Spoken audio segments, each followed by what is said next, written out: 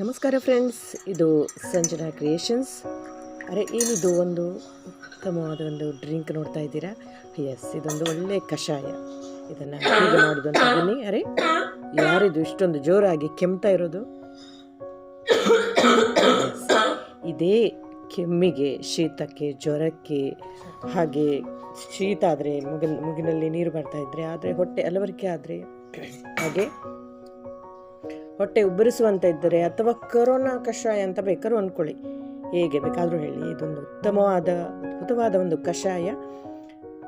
ಇದನ್ನು ಹೇಗೆ ಅನ್ನೋದನ್ನು ನಾನು ನಿಮಗೆ ತೋರಿಸ್ತಾ ಇದ್ದೇನೆ. ಈಸಿಯಾಗಿ ಮಾಡ್ಬೋದು ಸ್ನೇಹಿತರೆ. ಈ ವಿಡಿಯೋ ಮಾಡೋ ಹೊತ್ತಿಗೆ ನನಗೆ ಕೂಡ ಶೀತ ಕೆಮ್ಮು ಇತ್ತು. ನಾನು ಮಾಡ್ತಾ ಇದ್ದೀನಿ ಫ್ರೆಂಡ್ಸ್. ಬನ್ನಿ ಹೇಗೆ ಮಾಡೋದು ಅಂತ ನೋಡೋಣ. ಇಲ್ಲಿ ನಾನು 1.5-2 ಚಮಚದಷ್ಟು ಜೀರಿಗೆ, ಹಾಗೆ 1 ಪೀಸ್ ಶುಂಠಿ, ಹಾಗೆ 10 ಪೆಪ್ಪರ್ ಕಾಳು ಮೆಣಸು, ಸ್ವಲ್ಪ ಕೊತ್ತಂಬರಿ, 1/2 ಸ್ಪೂನ್ ಕೊತ್ತಂಬರಿಯನ್ನು, ಜೀರಾ, ಧನಿಯಾ, ಪೆಪ್ಪರ್, ದೆನ್ ಜಿಂಜರನ್ನು ತೊಗೊಂಡಿದ್ದೇನೆ. ಎಲ್ಲ ನಾವು ಯಾವುದು ಪಾತ್ರೆಗೆ ಮಾಡ್ತೀವೋ ಅದೇ ಪಾತ್ರೆಯಲ್ಲಿ ನಾನು ಅದನ್ನು ಸ್ವಲ್ಪ ಕುಟ್ಟುತ್ತಾ ಇದ್ದೀನಿ.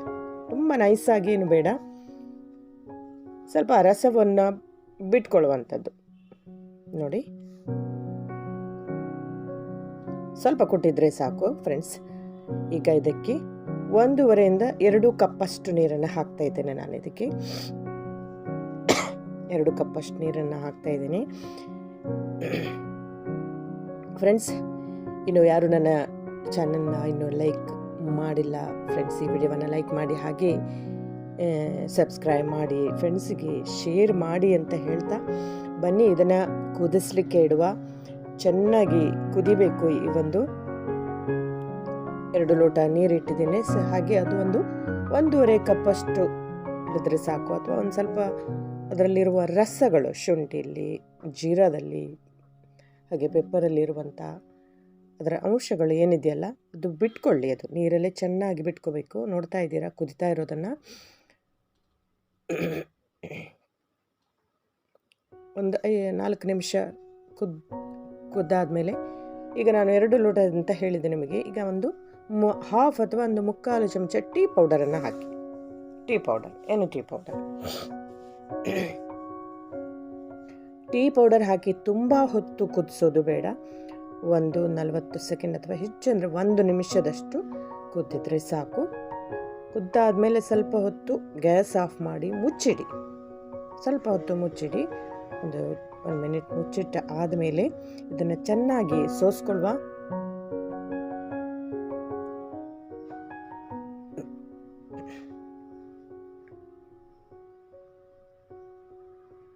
ಫ್ರೆಂಡ್ಸ್, ವಿಡಿಯೋದಲ್ಲಿ ನೋಡ್ತಾ ಇದ್ದಾರೆ ನೀವು ಸೋಸೋದು ಹೇಗೆ ಅನ್ನೋದನ್ನು, ಹಾಗೆ ಹೇಗೆ ಕಷಾಯ ಮಾಡೋದನ್ನು ನೋಡಿದ್ರಿ.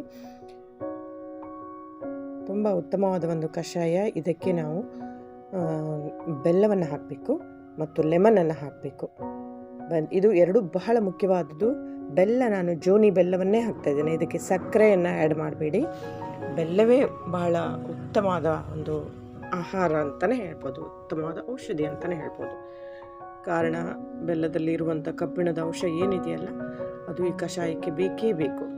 ಸೊ ಬೆಲ್ಲವನ್ನೇ ಯೂಸ್ ಮಾಡಿ.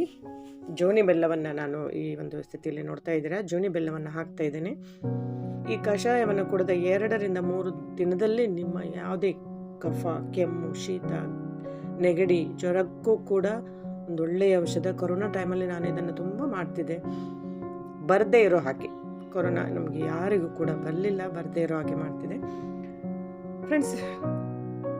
ಕಷಾಯ ರೆಡಿ ಆಗಿದೆ ಫ್ರೆಂಡ್ಸ್. ಈ ಕಷಾಯವನ್ನು ನೀವು ಎಲ್ಲರೂ ಯಾವುದೇ ದಿನದಲ್ಲಿ ಕೂಡ ಮಾಡಿ ಕುಡಿಬೋದು. ಇದು ಜ್ವರ ಬಂದಾಗೆ ಮಾಡಬೇಕು ಅಂತೇನಿಲ್ಲ, ಯಾರು ಕೂಡ ಮಾಡ್ಬೋದು. ಸೊ ಒಂದು ಹೆಲ್ದಿ ಡ್ರಿಂಕನ್ನು ನೋಡಿದ್ರಿ.